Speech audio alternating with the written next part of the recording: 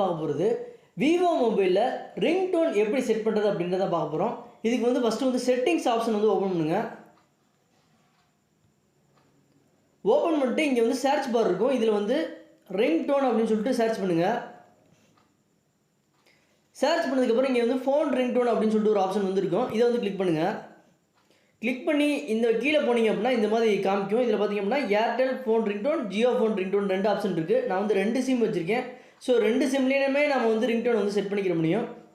இப்போ வந்து Airtel phone ringtone சொல்லிட்டு ஆப்ஷன் இருக்குது. அதை வந்து கிளிக் பண்ணுறேன். கிளிக் பண்ணதுக்கப்புறம் பார்த்தீங்க அப்படின்னா கீழே வந்து சிஸ்டம் ரிங்டோன் இருக்கும். இதையும் நம்ம சூஸ் பண்ணிக்கலாம்.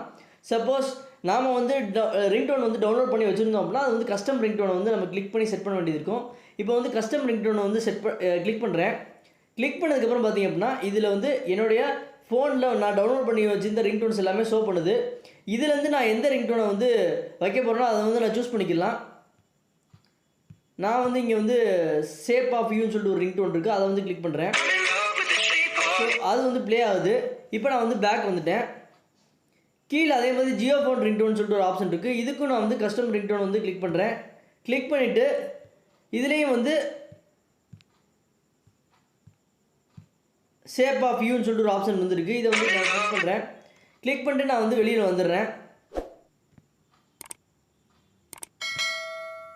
ஸோ அவ்வளோதான், ரொம்ப சிம்பிளான tips.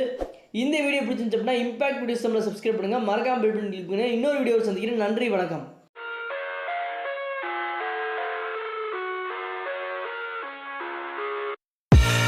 I live inside my own world of make-believe. Kids screaming in the cradles, profanity.